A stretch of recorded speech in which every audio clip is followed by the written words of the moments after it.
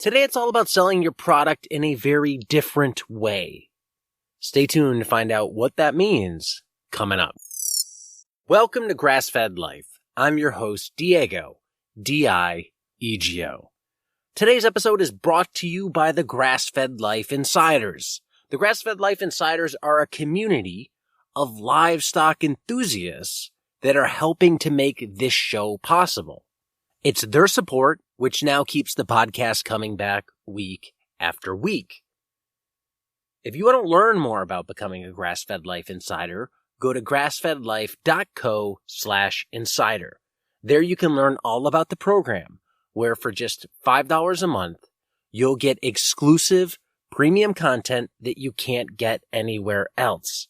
So the insiders aren't a donation-based service. It's a value exchange. You support us, we give you content in exchange for that support above and beyond what you're hearing for free on podcasts like the one you're going to hear today. So if you enjoy the show, if you benefit from the show, if you appreciate the work that Darby and I do, consider becoming a Grassfed Life Insider and learn more at grassfedlife.co/insider. Today on the show, I'm talking to farmer Luke Groce of Groce Family Farm, located in southern Indiana. And the episode you're going to hear today is a replay of a past episode that aired back in the fall of 2018. And I'm replaying this episode because you're going to need to hear this episode before you hear next week's episode. Because today, Luke is talking about a different way of selling Thanksgiving turkeys and selling them by weight category versus selling each bird individually by the pound. So the strategy he's presenting is I'm going to sell small, medium, large turkeys versus a 15, a 14, an 18 pound turkey. He's putting them into categories and selling them that way. Now you may be saying, well, we're nowhere near Thanksgiving. This isn't relevant, but you could apply this strategy to chicken and other products as well. It's an interesting one, and it's very different than the way that Darby sells his meat. So pay attention in today's episode, which is the first part of a 2-part series, and then come back next week, and you'll find out how this strategy actually paid off. Were customers happy? Did it work out in Luke's favor? Was it profitable? You'll get the answers to all those questions next week. But first, let's find out how this type of sales program works with Luke Groce of Groce Family Farm. So Luke, you've been on the podcast in the past. We've talked a lot of things, sheep, pastured poultry. I've been on your farm about a year ago, actually, and I did some filming with you, showed your pastured poultry system, showed how you're raising turkeys on pasture. And that's going to be the focus of today's episode, turkeys. When it comes to turkeys, what's the history of turkeys on your farm? Yeah, last year was our first year, and so when you saw that, you're seeing our first flock last fall, and then we're doing our second batch this year. We've more than doubled it. We're going to finish at about 120 this year, and we had 48 turkeys finished last year. Given your experience raising them last year, 2017, how did it go? What were some of the challenges that you had either in field and or selling them? In the field, there weren't really too many challenges. The way we raise turkeys is fairly similar to the way we raise chickens, and so it once we get them past a certain age, there's not too much we feel like there's a need to worry about. They're pretty predator proof as far as the aerial predators go, and the wire takes care of the ground predators. So we feel pretty good. It worked out pretty great for us, and that's why we sort of doubled down. And last year we moved all of them, but we didn't sell out until maybe the week before Thanksgiving. So it wasn't challenging. We just kind of put it out to our current market streams and tried to see who would bite. And we were able to find enough folks at the farmers market and through Instagram and just people who happened upon the website and other people in the area. So it was fine to sell 50 last year, and we're hoping we can sell a fair bit more, but we've got a couple backup plans in case we're not able to increase that as much as we hope. And we'll really dig into the sales side of things here a little bit later in the episode. But let's start with the base level, the production side of things. Your production's, I'll say, a little bit unique. It's unique at least in the sense of how Darby raises things. He's north of you by a few hours in Indiana, and he raises all of his poultry within movable chicken tractors. He does that for predator protection. And when I came down and saw you at your farm, you don't do that. You have this open cell grazing, is how I would describe it. Basically a net set around a large area with your tractors and shelters within that larger fenced area, but you're never moving the tractor, and the tractor or the shelters never get sealed off. The chickens can go under them, or the turkeys can go under them for shade when needed and as needed. Can you talk first about one of the biggest questions I get around your system and its predators? What's been your experience in that system with predators? So we've done turkeys, ducks, and chickens with more or less the system you described. And we've, after 3 years of doing birds in these systems, and I guess I don't know if we're in the 10,000 birds range, but we're getting up there total. We've had very good luck with the predators. We get maybe over the course of a year, we'll lose a dozen chickens a year to aerial predators, and the ground predators would be pretty rare. So it's something that's quite tolerable. I've heard of losses equally that bad just through some raccoon grabbing a chicken head through the wire of a chicken tractor. But we've had really good luck. And on the turkey side, we keep them in a chicken tractor and the brooder a little bit longer than chickens. So they're pretty well sized up by the time they come out. So I think most of the hawks scanning the skies in our neighborhood are about the size of our turkeys by the time they kind of finally get to roam that free area. So we don't worry too much about predators with the turkey. I think I lost one bigger one to a predator last year, and somehow it had gotten outside of the fence one night, but I think that's the only one we had. Do you attribute your low predator rate to there's just not a lot of ground predators in your area, or is it the fact that you have a livestock guardian dog that is discouraging the predators from visiting the poultry? I don't know which of our systems to say is the most important one. I think the dog is really big on the ground predators, especially. I was up at 4 a.m. this morning and I heard his loud voice kind of echoing from the back corner of the farm, just barking constantly. That's pretty much what they do. They just have this incredibly loud roar that they emit if they see or hear anything, and they'll just bark forever. So it can be pretty annoying if you sleep with the windows open. But they're a big piece of it. The electric netting is a huge piece of it, and I think that's I would say maybe that's the first most important thing to have. But the guardian dog is a close second. And then the thing we added in this year was also we've thrown some geese in there, and they're also just kind of a big alarm bell. They just honk constantly. One of the reasons I can't talk to you on the farm today because it's really loud in the parts of the farm where I get good reception. But they're just out there. We put a couple geese in each bird paddock, and they're just constantly honking and making loud noises. And if they hear anything at night, they'll do that too. So they may not be as good with the nighttime predators, but they help a lot with the aerial predators in the daytime. With a livestock guardian dog, what breed dog do you have, and how has your experience been so far with that dog on farm?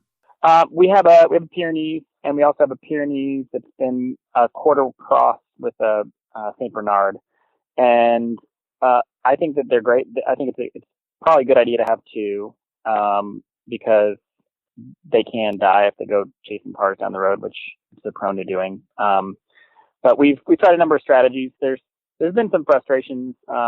Sometimes they want to hang out by the front of the house and sort of guard the home and the children more than the animals. And so we've tried some strategies like tying them up temporarily near the birds, or or putting them in behind the electric netting. But you usually need a more mature dog to put them in with some birds. But we've had them all around the farm and tried different strategies. But in general, I think they patrol it pretty well, and we've been pretty happy.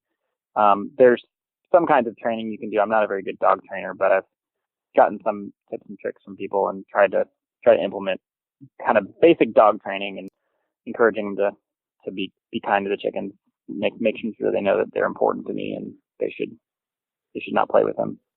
And your dogs and your fence, like you said, have kept predators at bay along with the geese.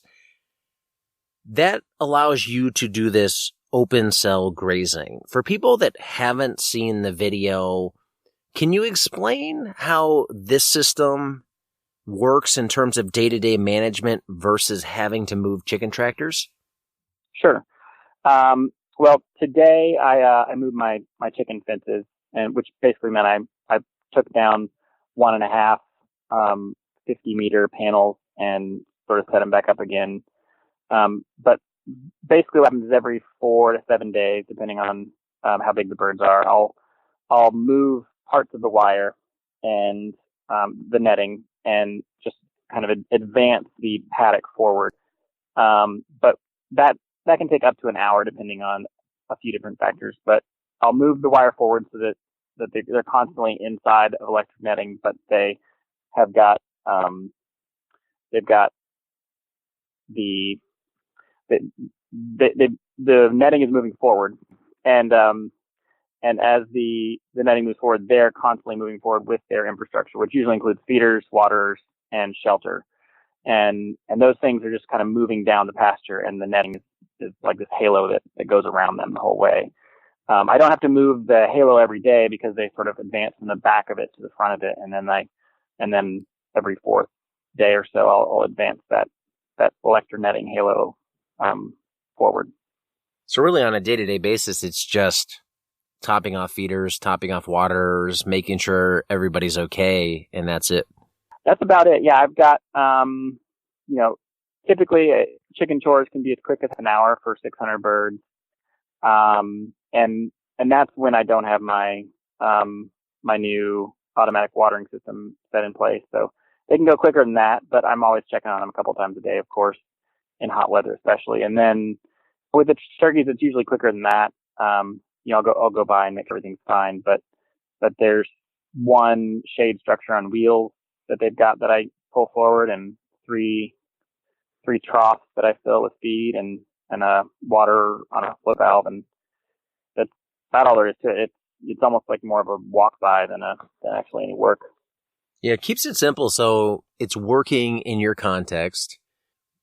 Along the lines of raising them, you mentioned that turkeys, for you, they stay in the brooder longer than chickens.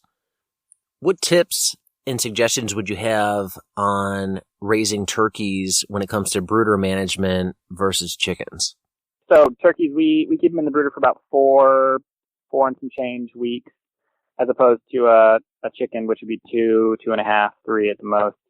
So that's one big difference. We let them get a lot bigger because they're a little bit weaker at that younger age, and they got to start out with a higher protein and a higher temperature.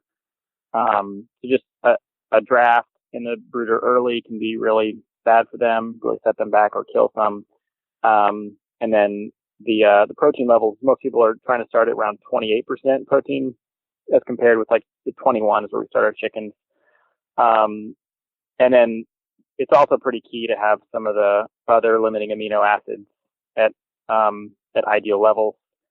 So with that, you need to have a really well formulated feed.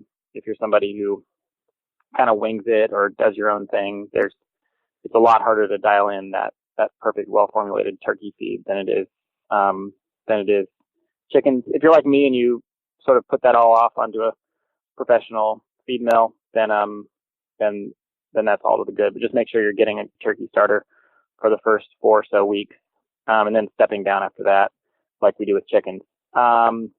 But I guess those are the basics of where to start. After that, we still don't want them outside in a thunderstorm at 4.5 weeks. So we're putting them in a chicken tractor for at least 2, but probably more, almost like 4 weeks. So all the way up to about 8 weeks, they're under a roof, but but it's late summer, early fall. There could be chilly nights. There could be some rain, but we don't want them getting caught out in a September thunderstorm. So we've got them underneath a chicken tractor. And birds of that size, they're not the same. They're not as big as a finishing chicken. So you can put them in a pretty similar density to what you'd have like a finishing chicken if you're doing that in a chicken tractor. But then once we have a string of good looking days and they're 7, 8 weeks old, we'll just pop the door open on that chicken tractor. Ours have doors now, and then they're just free to roam around behind that ning, and they do a ton of grazing. We even sometimes when we have our group of 90 older ones in a half-acre paddock, they'll pretty much clip the grass down within a day or two to a pretty noticeable level. They do quite a bit of grazing, and that's one of the main reasons why we see such great advantage with the turkeys of putting them in this kind of system. Yeah, I mean, from my experience of just seeing these on different farms, meaning turkeys and chickens, I tend to see the chickens do more trampling. They're definitely eating some greenery, and the turkeys are doing more, like you said, the grazing. They're actually consuming more of the grass, and it's noticeable both when looking at the grass and when you move the poultry to a new patch of pasture. Yeah, absolutely. It looks more like my sheep came through there than a group of chickens because it's not just kind of all matted down and pooped on. It's grazed down and then pooped on. So for you, you're somebody who's doing a lot of enterprises on farm. You have sheep, you have pastured poultry, chickens, you have cattle, you started ducks, you have turkeys. When you added on turkeys last year and then in doing them this year, do you feel like it's much more workload? It sounds like brooder management, okay, there's a little more effort that has to go in there, but once they're on pasture, is it kind of like an addition onto the farm that doesn't add nearly as much work as the benefit it creates? Or you're getting a lot of benefit, but you're also taking a lot of work in the process? I think the benefit is it definitely outweighs the extra work when you compare it with other alternatives that you could have out there. I mean, we picked up ducks this year, and just kind of looking at the numbers, I need to raise 3 groups of ducks that for about 900 ducks to get the same amount of profit I would off of a group of 120 turkeys in one group. So if that helps any, like those are 2 different possibilities somebody could bolt onto their farm. But with our markets and what we're doing, we would need to sort of 7x the number of animals and 3x the number of groups of animals total cycles with the different species. So in terms of the work in versus profit out, the turkeys are pretty near the top in terms of the stuff we've added on in the last few years. And hearing all this, I mean, it works well in your context. It fits well on your land. It fits well with the other enterprises. And you already have an established customer base before you even raised turkeys last year that you could sell these turkeys into. And now I want to start getting into the sales side of things. Did you find that having that existing customer base made it relatively easy to introduce a new product to, especially given that product is a once-a-year seasonal product? Yes and no. If you include kind of broadly our email contact list, our farmers markets, people who maybe pay attention to Instagram and might have a chance of clicking, like we did throw it out there to the same, few thousand people, but those few thousand people who come across us, who potential customers, we'll throw in Google searches where people end up clicking on our link there. If you take all these people, yes, we were able to find enough buyers to sell turkeys to last year within that broader group. But if you kind of go down the sales funnel, it's a different funnel from the group of people who are buying other products like our meat CSA or even a pack of bratwurst at the farmers market. We tended to find that there are people who walk by our farmers market booth every week, and then they saw the turkey sign and they finally walked up, or other people who saw the post on Instagram and had never bought anything from us before, but they did buy the Thanksgiving turkey. And I think that high-end Thanksgiving turkeys are a little bit different market group than sort of the daily driver. I'm going to eat integrity meat every single day, that I eat meat sort of people. There's overlap there, but there's less overlap than you might think. I think a lot of those people in that daily meat group, they're probably, they just might see one piece of meat that costs $100+ as cost prohibitive, whereas $100 worth of good quality meat every month spread out over the whole month is totally worth it. So that's one variation. I would say we found the customers, but many, if not most of them, were not actually the same exact people. That's interesting, because that's kind of the opposite I would have expected thinking about this. So your regular meat box customers weren't as interested as the more casual person that occasionally or never buys from you. Yeah, and I mean, some of those people were even like a vegetarian at the farmer's market who, like, my family's getting together and there will be meat prepared and I don't want it to be tortured meat, like to actually quote the customer. So they said, we're not going to buy meat from you ever, but if we're going to be at a meal where our family is gathering, we're going to lobby for it to be your meat. And so that, that'd be the one time that person bought meat all year when their family's coming over. And so it's someone like that, or just people who have money and want to throw some money down on the most special meal of the year, but maybe they get their meat elsewhere, or they don't see integrity meat as being important, and so they kind of, unless it's a special occasion, they just kind of don't splurge for it. I was surprised, but it was out of our 60 CSA shares. I mean, top of my head, I want to say maybe half a dozen people from that list were actually buying turkeys. So low when you consider that those are people who are kind of all in on getting their meat from our farm. We'll touch on this a little bit later, but let's say you had turkey available in parts or smaller packs year round. Do you think the meat CSA customers would have interest in it then, given that, let's say, they had the option to add or substitute turkey into their box?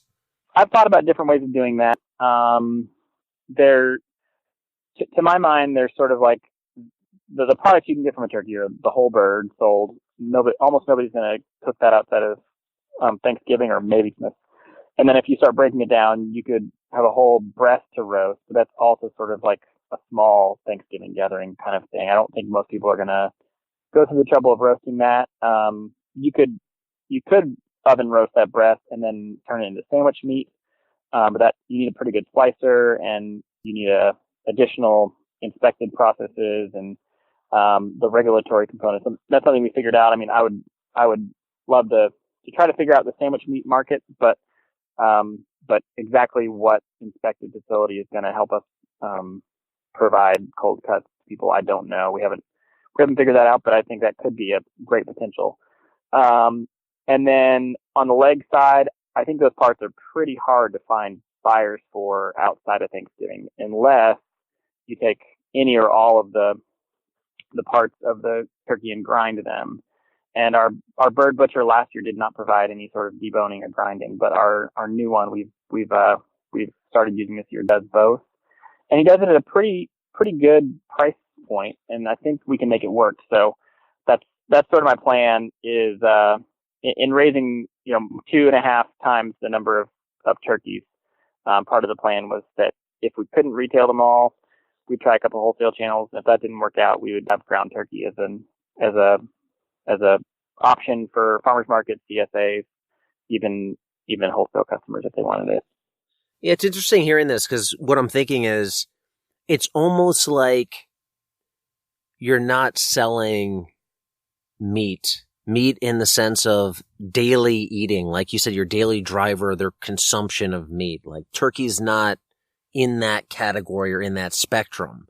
It's more, you're selling an experience, you're selling something special that has a fit one time a year in a very limited window, sold one way. And it's like you gotta pound the table, and make as many sales as you can in that window because that's it. And the people buying it, they probably want it, like you said, for different reasons than the average person is buying just pastured poultry. It's not just the clean food. It's, yeah, I want something extra special for this holiday because I value this holiday so much. So you kind of have to treat it, I think, differently when you market it than if you're just selling a whole chicken. No, absolutely. It's there's a different pitch for sure when you're thinking about how to get into that person's story and, be the one who helps them get to success, whatever their version of success looks like. The mom who's worried about a pig that might have encountered Roundup in its diet on a daily basis, being where the bacon comes from is different than, the baby boomer who wants to have a centerpiece at their table that they can be really proud of. I mean, those are just dramatically different conversations and desires and fears and concerns and hopes. So, if you're going to try to get into having a conversation with people about, how to provide that for them, there's different things you need to think about making sure you're communicating. Of the stuff you're talking to customers about when it comes time for turkeys, what are the things that you're highlighting? And in conversations, I mean both direct, I'm standing in front of you, we're talking about turkeys, and indirect through either direct email marketing or indirect via something like Instagram. We highlight what we're providing. We're growing broad-breasted whites. They're pretty much the industry standard, but we highlight not the breed, but we highlight what we do offer that's different, which is turkeys that are free to roam the silvopasture kind of environment. We don't use that word to the broader public, but they're free to roam tree dotted pastoral landscapes like the original Thanksgiving turkeys were enabled to, enjoying forages of bugs and persimmons and grass and nuts and all sorts of other good things that are available there. And we make sure to let people know, like, this is the kind of food we're offering. It has a more interesting depth of flavor, and it's juicier and richer. And we try to bring all those things to the fore in that communication, whether it's like a flyer I pass at the farmer's market. It says a lot of those things I mentioned, but then we're also trying to communicate things like, where's the price point, and one of the two more features I'll throw in there. The what you're going to pay, which we'll describe that later when we talk about that part of our system. But then there's also all of our poultry period are air chilled, and then the turkeys in particular are going to be sold fresh, and that matters to a lot of people too. And I've heard some people say that the air chilling and the freshness really do make a big difference. When you combine that with brining, you really are doing everything someone can do post harvest to assure that you're getting kind of the highest quality product in the end on the table. It's important to know those features when you're talking to customers because, like you said, as we'll talk about, these can be pricey pieces of meat, and there might be some initial balkback or questioning when the price comes up. Before we get into pricing, I want to start with your costs. You send me a spreadsheet, and we'll start going through that spreadsheet because I think it's really important to talk about what it costs you to raise a bird before we get into what you can sell it for, because what you can sell it for is irrelevant unless we compare it against what goes into it. So looking at your sheet, you buy 150 poults. For those, you pay $6.92 each. Actually, in the sheet, I amortize the 150 poults over the 120 poults. So I think I pay $5.77 to my door, and then the 30 dead birds were kind of lumped in there. So the amount I ended up paying in baby turkey poults per turkey that I finished would be $6.92. I didn't amortize the dead birds in a different way. I amortized it in that line item. So in the end, that's what I did end up paying. Well, $7 per poult that I finished, but to my door it was $5.77 before you include the death loss. So as we go through this, everybody can keep in mind, Luke ordered 150. He's projecting 120, make it to the not freezer fresh so they can be sold. So all these costs will reflect 120 and they'll pick up the cost of those 30 that die along the way. So you have $7 per finished bird into the poult. Your feed projected is $12.60. And you can round up to 13 for the dead, the feed that was eaten by the dead birds. That we've got another line item there. But for ease, yeah, $13 feed and $7 for poult is pretty close to what we've got on the sheet there. So right there, you're already at $20 into one. Transportation to and from the processor, $5 per bird. Processing, $10 per bird. Grit, $1.20. And so you're in it at the end of the day, a total cost per bird, $36. When it comes time to looking at that cost, is that just what it costs? Or is there a way that you could get that down? And I don't mean 25 cents. Is there a way to significantly reduce that cost at all? There would be a couple possible ways. I mean, we could find some cheaper source for poults, but unless you've got some insider relationships or you're doing a much larger quantity than this, I don't think you can get poults for much cheaper than $5.77. I will add, like, we had somebody left the garage door open where we brewed and we lost, this is a 20% death loss. This is way higher than we had hoped for, but we lost about 17 in one day in the brooder. So if your death loss is more like 10% compared with 20%, then you're not amortizing as many dead birds into that number. That would help you out quite a bit, I'm sure. But it wouldn't knock down your feed since they don't eat very much before, like by the age of the ones that did die.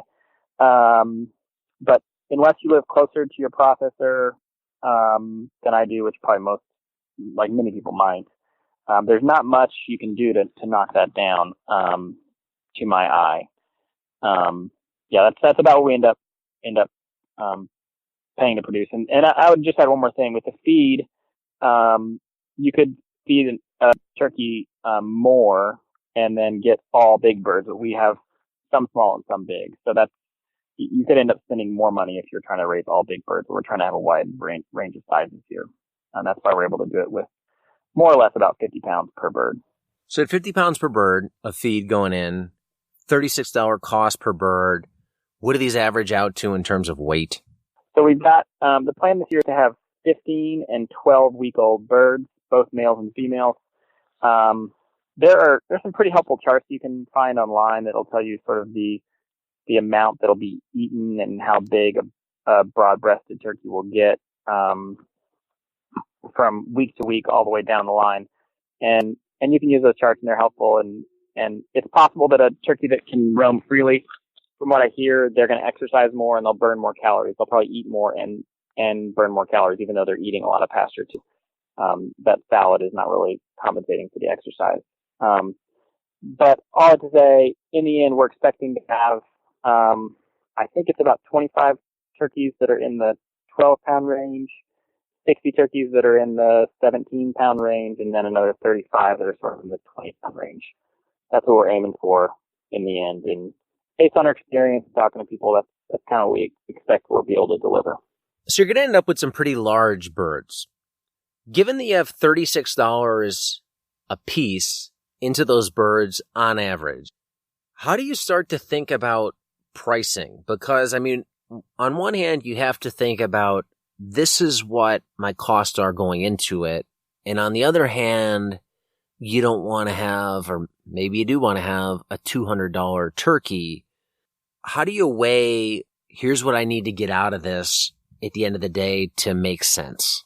At the end of the day, I mean, we know that turkeys are sort of like a once a year shot of opportunity. So we are trying to make sure we're able to provide ourselves some profit to go into the winter and pay the last feed bill. And so we're okay with it being something that we get a little bit higher profit margin on compared with the other other enterprises we do around the farm. So yeah, and I'll just also preface that all these numbers don't include my labor. We do the labor ourselves, and we do have a way of kind of figuring labor in sort of at the end of the day, but it's not in the enterprise sheets right now the way I have them listed. It'd be better if it was, but it's not. But in terms of how we are deciding on prices, we're trying to find a price point that we think will work for people, and we did the multiple sizes in hopes that we could sort of broaden our scope of the range of people we'd be able to make happy by providing birds of various sizes and prices for the different sizes of families. So we take the number that we end up spending on an average bird, and obviously a bigger bird's going to eat more and it's going to eat more grit. And the processing, the way we do it actually with our butcher, actually costs a little bit more per. They do that by the pound too. So the bigger birds are a little bit cheaper per pound, but in general the costs go up as the bird gets bigger for the most part. So we basically just tried to figure out where we could market them at in each of those size ranges, and then kind of what it looked like per pound. And so the small bird people are paying more per pound in our system, where we have these three price brackets we're doing all the birds in. But it's fair for them too, because they're also the turkey poult at the beginning costs the same price, whatever the size bird is, and they're still driving the same number of miles in the back of the truck too. The idea of assigning birds a fixed cost based upon a size range, I think, is a little bit unique. It's definitely never came up on this show before. Can you explain the idea here, first in terms of why? Why do you want to offer a small, medium, large to a consumer versus just saying, here's what it is per pound? In some ways, I thought if we could be a little bit more sort of consumer friendly, then we might be able to just be able to sell more, because we'd be taking out some of the reasons why people would be saying no. So that's a big part of why we ended up trying to not just raise all males, all toms, but we got both genders, and we also got younger birds too. So that enables us to have the wide range of sizes. But then in terms of trying to get all those birds in the brackets, I just kind of thought that we'd have an easier time making sure customers are happy in the end, and making sure that they end up putting their money on the barrel and buying at the beginning. And so my hope was that in creating this kind of no nonsense pricing, what you're going to pay, and your bird's going to be about this size, that we'd hopefully have happy people who would have a quick transaction on that pickup day, and that we'd be able to just end up selling the birds is, I guess, the main goal. So I like the idea of simplicity here. It's, the price going in, and you're going to get a big bird, a small bird, a large bird. Defining those ranges, how did you go about doing that and trying to keep them somewhat realistic so you don't have a 12-pound bird and a 15-pound bird in one category? A few things. First of all, we gave people a pretty broad size range. We said, if you're buying a small, it's going to be like 9 to 14. We'll try to, if you want a specific size in there, we'll see what we can do, but we're not promising. So we try to make sure we weren't over promising anything. There's those size ranges. But then beyond that, I mean, we know based on the charts that the older females and the younger males will all end up in the middle price size range, and the younger females will end up in the small range. And so those younger females, according to the charts, they should end up dressing out right around 12 pounds. And then with some variation, they'll end up on either side of that. And we promise people 9 to 14. So what my plan would be to take if you take that any of the size ranges, say the 9 to 14 size range, we'll take the top and the bottom of that, and we'll pull them out. We'll probably end up pulling them out, and they could end up in our ground turkey that we end up producing with the birds we didn't sell, or they could end up going to this one wholesale buyer who wants to buy about 25 birds this fall for their buying club. So they may end up buying some of the top and the bottom of each size range, and that way we end up having more right down the middle in what's being sold to our retail customers, and that way people are getting something even closer than what we promised to our expected size range. One of the objections I could hear people saying about this is you're going to get a lot of people nitpicking about, oh, I wanted the bigger end of the small range and not the smaller end. And you got this one and it weighs an extra 1.5 pounds. That's $9 more than what I got for the same price. What are your thoughts around that? It's totally possible. I mean, I talked with my friend Mark from Timber Feast Farm in Illinois about these kinds of things, and he claims there's no way to do turkeys where you won't have at least one or two complainers who don't like something about the way it ended up for them. So it's totally possible that, on our high end range or whatever, I think it's 19 to 24 pounds. Like there could be somebody who shows up again and we hand them a 19-pound turkey that we promised them, and the website and the flyer all said we promised a turkey in this range, not that you get whatever size you want within the range. They may not have read the fine print. They may have, their expectations may have drifted from the written communications, and they may say, I wanted a 24-pound turkey. And, it totally could happen. We try really hard to communicate, and I'm hoping by, planning on grinding some, we can sort of, remove some of the outliers and just dial down the center. But according to my experience and talking with people and the turkey growth charts I've read, the majority of the birds should end up in the middle of the promised size ranges.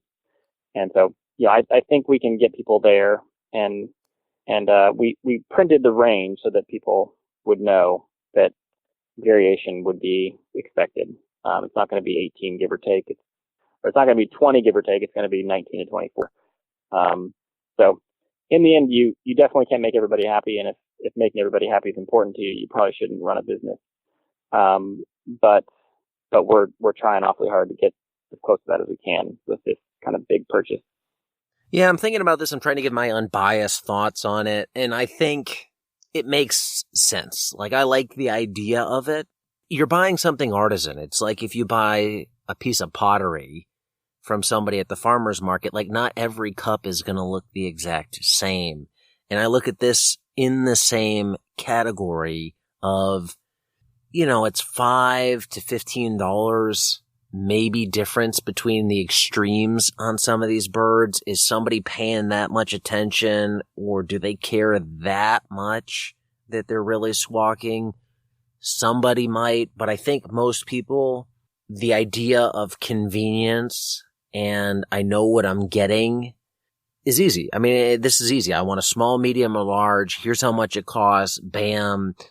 If it's a little more, a little less, who cares? I think the person buying the small, medium, large choice isn't so worried about where am I going to fall within the subcategory of large. And I've had a conversation at the farmer's market even the last couple of weeks. Someone said, I think I need a 14-pound turkey. And I've said the medium size range is 15 to 18. You're going to want to get that and have some leftovers, because I'm not going to promise you a 14-pound turkey. But, those conversations can happen unless they're buying on the website. But hopefully they're reading the fine print. And I think you're right. In the end, it's possible someone who likes to complain about things might find a reason to be unhappy. But I think in general, it's going to work for most reasonable people. And, you can't let your Thanksgiving be ruined by a couple unreasonable people. So just realize that those people exist, and you'll have to deal with them if you run a business, and maybe you won't deal with the same person again if you made them too unhappy. I guess the alternative to this, and you alluded to it a little bit earlier, is if you're just selling per pound and you're selling to a group of customers, 120 customers, they all sign up for a turkey, then it becomes either when it's time for you to collect your turkey, here, I'm handing you whatever I'm handing you, it's yours and this is what you gotta pay. Or it becomes a super logistical nightmare of, what size did you want? Let me look through all of these groups and find that one and then give it to you.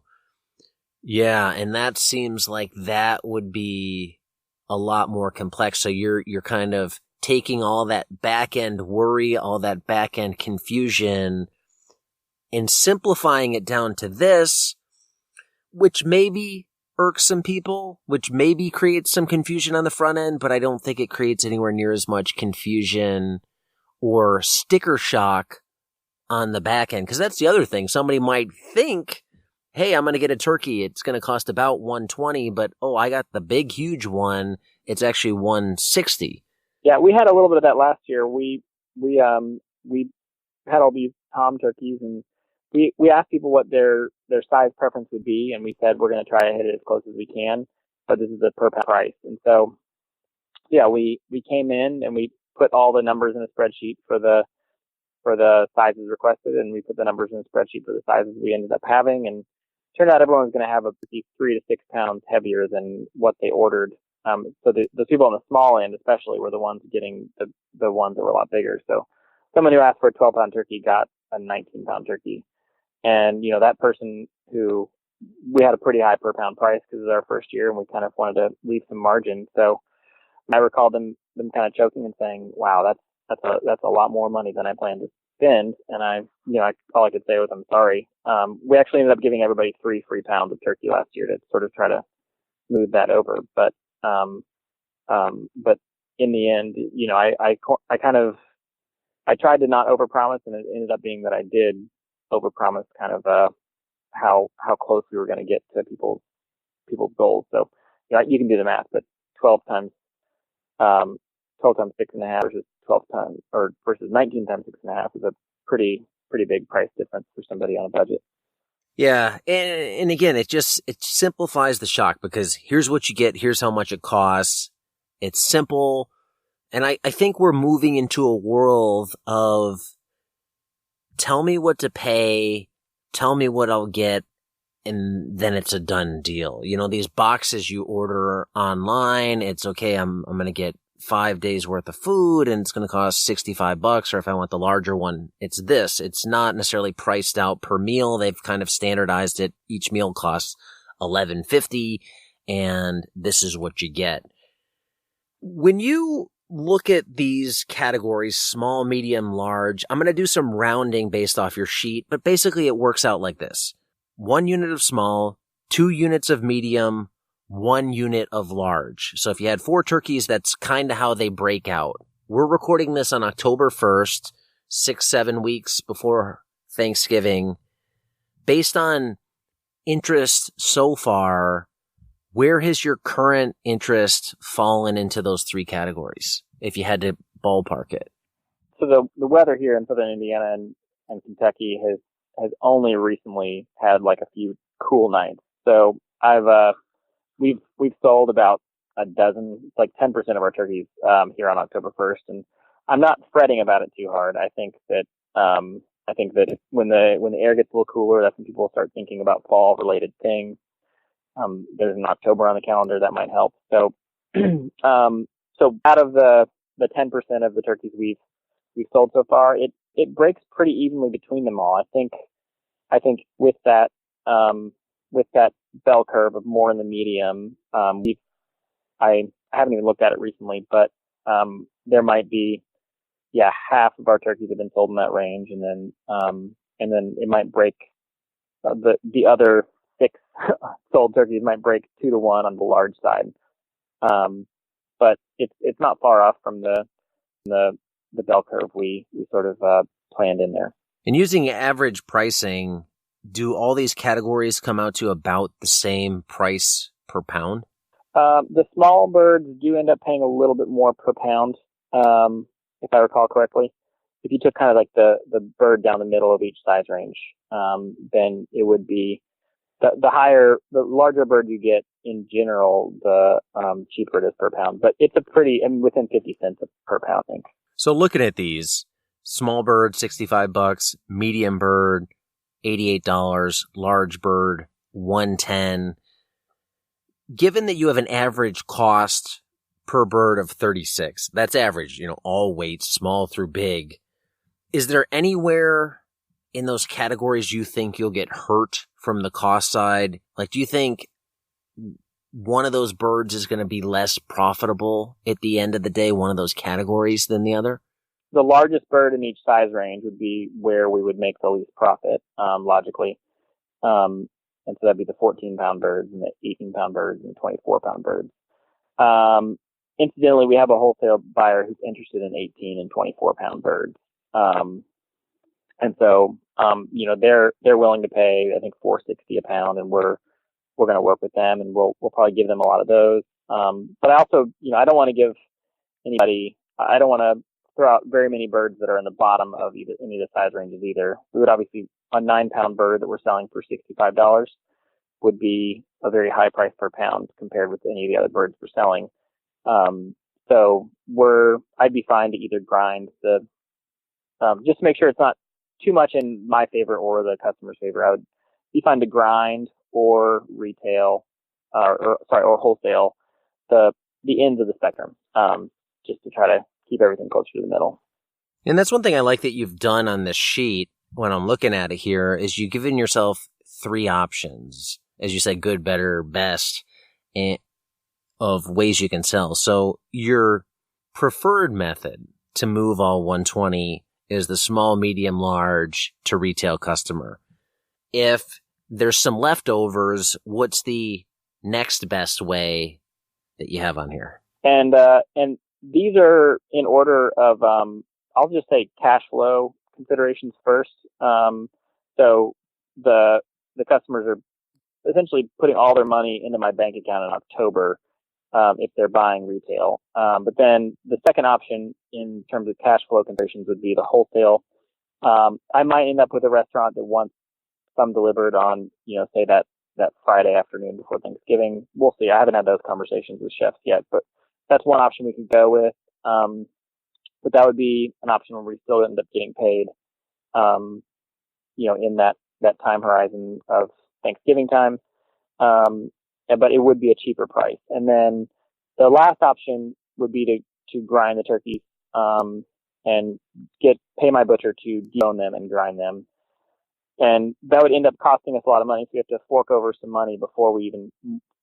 additional money before we even get paid finally. And then we have to find buyers, which is not necessarily guaranteed, and then move that product to those buyers and, communicate about new products. So that third option, we could price it, and I think I will price it to where I actually end up making about as much money, per turkey. But in the end, we're going to have to fork over some more money, wait longer, do some more work. So that's why that's kind of the third option, even though it potentially brings our profit back up as compared with more of the wholesale side. Right. So any ones that are unsold, I mean, your worst case scenario isn't we're eating turkey every week for the next year. It's we can turn this into ground, throw it in the freezer. And I like on the chart that you made, you looked at all these numbers. For example, if you sell wholesale, you're going to take a profit reduction of about $300 by going the wholesale route versus if you sell the retail route. Percentage-wise, that looks like, so about a 5% reduction going that route. And then if you go the ground turkey option, by the time you get the yield off of the turkey from removing the bone, by the time you pay the butcher $1.50 to debone and grind, to keep at parity against retail, you need to be charging $11.50 a pound for your ground turkey. Thinking of that, I mean, $11.50 a pound for ground. I don't know. Do you think there's a market for that? Ben Grimes, I believe he was selling ground chicken. I think he's over $10 on that. And I think he'd have a market for that maybe in his market in Raleigh-Durham area. $11.50 where you're selling in Louisville. So in short, I definitely don't know enough to say we have a great market for it. I think it's pretty likely we could sell some at the farmer's market. And it could be an item we just kind of add a few into the cooler and put it on our board, and we'll see what happens. But there are, I think that the low fat regime and American nutritional advice is dying a slow death, but still the majority of people in America think that fat, in particular animal fats, are unhealthy. But ground turkey is the lean ground meat that you can make spaghetti out of. I think that's the idea that American households have about it. So, it doesn't necessarily fit exactly with the ideals of a lot of our customers, but I think that a certain brand of health conscious customer, so maybe the majority of people who sort of think in health conscious terms are are open to that idea. And, that's what it costs for us to produce it. So that's what we're going to charge for it. But I would say that with the meat CSA shares, I suspect it's going to taste great because our turkeys, have tasted great in the past. I've never really eaten much ground turkey myself, at any period in time. But yeah, I think that, if it doesn't sell very well, or maybe even if it is selling pretty well, we might end up putting some of those in our meat CSA shares. And, if I could move quite a few turkeys worth of ground turkey in just 1 month of meat CSAs. And over winter, we start running low on some poultry. So it can be nice to, maybe have just kind of one different poultry option in there in April, when the chickens are all kind of out of the freezer.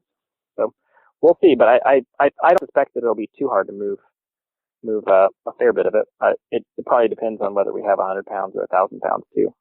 If you go into the meat CSA, on one hand, it's a great option to have because those are totally customizable based upon how you plan them out. They're not really customer driven in terms of what goes in the box. How would you look at that? Would you have to compare that against, say, beef or lamb at $11.50 a pound and sub out one of those versus subbing out chicken, which is, I don't remember what you charge for chicken, but I'm assuming it's in the $6-ish range? Yeah. So when I'm compiling my meat CSA shares, I'll get on the computer and I have a spreadsheet where I'll punch in the item and how many pounds of it, and then what the retail price is. And so and I'll kind of, sub in and out things and try to figure out what'll work based on my knowledge of my inventory.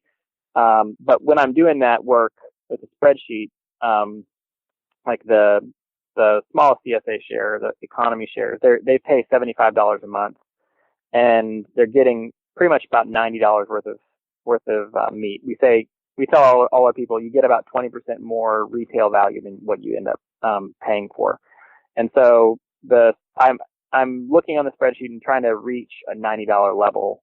I'm usually averaging a little higher than that. And then when I throw odd size packages in, I'm trying to average higher too. So in the end, it's a little bit higher than 90 because of rounding errors. But I'm trying to hit $90 for the value of their total share. So 1 month it could be, I don't have the spreadsheet in front of me, but this month people got bacon, breakfast sausage, a bigger whole chicken, I think 2.5 pounds of chicken wings, and a beef roast, and there's one or two other items in there besides that, ground beef.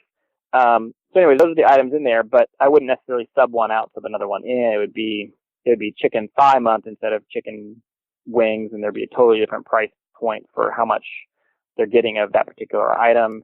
Might be pork chops instead of beef roast. But the ground turkey could be in there in place of a different ground meat, or it could be there in place of the chicken drums. I mean, the chicken parts. It depends on what's coming off the farm each month, and kind of how it mixes up to make a nice diverse box. What's your gut feeling going into this of how many turkeys you think you'll have left over? 0? You think you'll sell them all? It is tough to say. I've thought about maybe even like doing some Facebook or Google ads to try to retail more of them, because it does solve some of the cash flow issues that a farm has this time of year. To go ahead and sell them, with our A option, which is retail them with upfront money paid.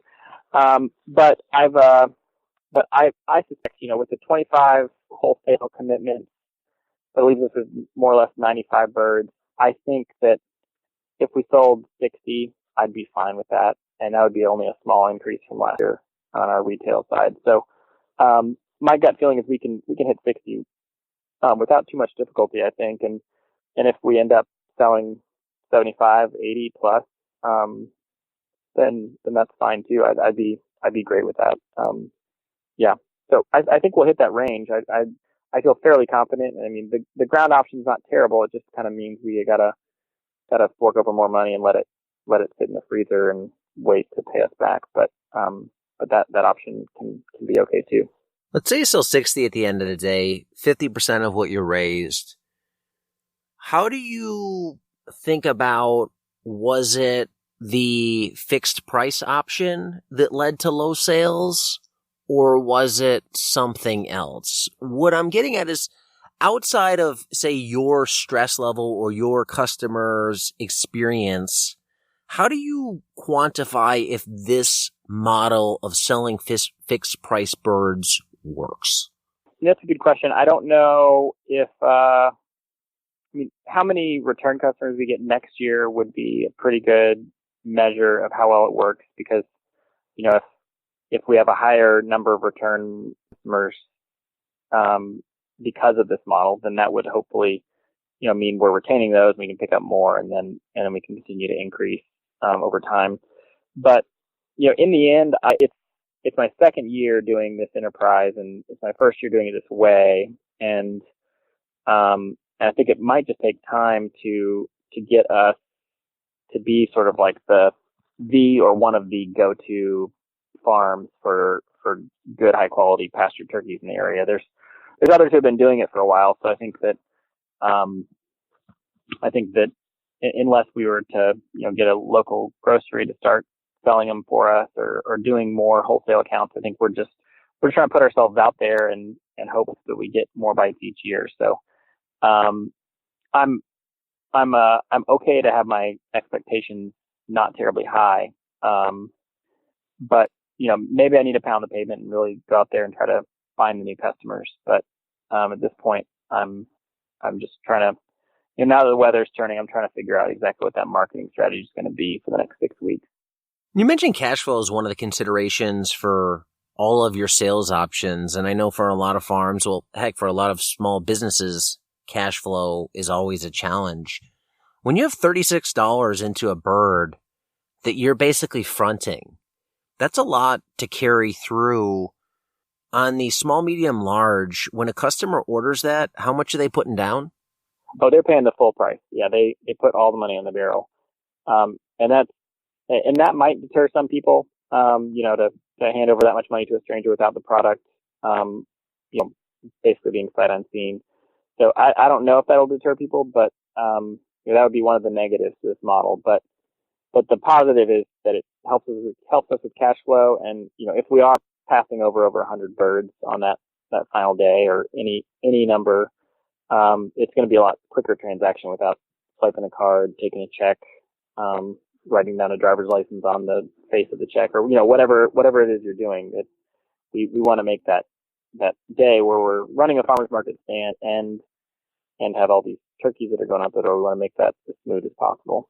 Knowing that a lot of your customers for birds, for turkeys, are non-reoccurring or annually reoccurring, with last year as an example, and you have a meat box customer base that buys from you regularly, I'm thinking as somebody who does retail sales, have you thought about offering your meat box customers a discount above and beyond what general public would pay? They're bought into you. They're paying you all year. You got some wiggle room in these turkeys. You got a lot of turkeys and you're worried maybe I don't sell them all. Could you go to them and do a discount? Have you considered that? Or what are your thoughts when I throw that out there? I mean, feel free to tell me, I don't like that idea.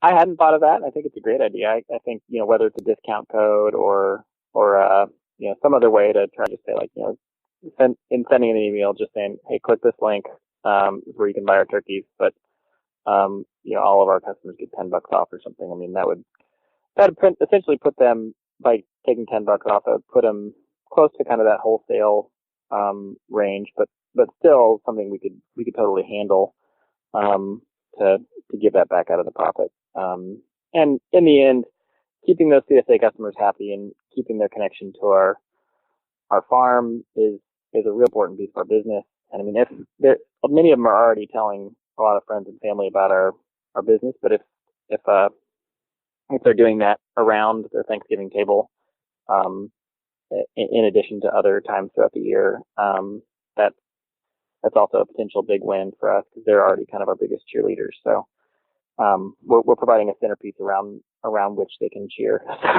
I think it makes sense. Yeah, I like the idea of it. perhaps we will do that. Yeah, it's just like the idea of offering benefits to frequent reoccurring customers, whether they take advantage of those benefits or not, I think is a little bit irrelevant. Just the fact that they get an offer to save more. It's like, well, they thought of me. They reached out to me. I'm not interested in the turkey, but I appreciate that I got this versus somebody who's not involved. You know, it just gives you more buy-in, more of a feeling like you're in this exclusive little club. Yeah, I think that's a great idea. Another reason why I think it could be a great idea. I like it. Well, overall, I think this model is really interesting. We'll have to follow up sometime next year and see how it all worked out. I'm really curious to know what the weight ranges are, how all the final numbers looked. But for somebody who's looking for a different way to sell turkeys, to simplify things down, I think this makes a lot of sense. I love the idea of here's your 3 choices. Here's what they are. Take it or leave it. Complain now if you don't like it. But this is what you got. Hopefully it ends up being as good as I hope it is. But yeah, I think it will. It'll turn out to be simple and hopefully it'll improve sales too. We'll see. But yeah, I'd love to let you know if you want to hear more about it this winter. Well, for people who want to follow along with what you're doing, see what you're doing, you post a lot of great pictures of your farm on Instagram. What's your handle for that? And where else can they go to learn more about everything that you guys are doing? Sure. We're on Instagram at Groce Family Farm, GROCE Family Farm. And then you can find pretty much the same content put on our Facebook page too, if you prefer. It all goes over there as well. Our website where we sell turkeys, if you kind of want to see how that works, it's a pretty simple Shopify site, but I think it looks pretty good.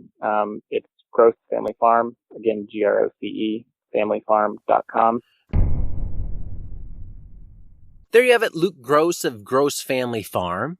If you want to learn more about everything that Luke's doing, be sure to check him out on Instagram. He's really active in posting there. I've linked to Luke's Instagram handle below in the show description for this episode.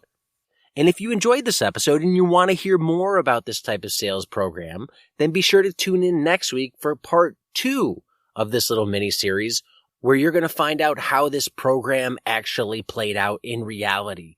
Did it work? Were customers satisfied? Was Luke satisfied? Was it profitable? Was it not profitable?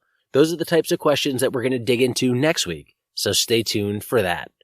That's all for this one. Thanks for listening. If you enjoyed this episode, consider supporting the production of episodes just like this in exchange for premium, non-public, exclusive content by becoming a Grassfed Life Insider. For just $5 a month, you get access to an ever-growing library of educational resources centered around the business of profitable livestock farming. Learn more about becoming an insider at grassfedlife.co/insider. I'll be back again next week. Until then, be nice, be thankful, and do the work.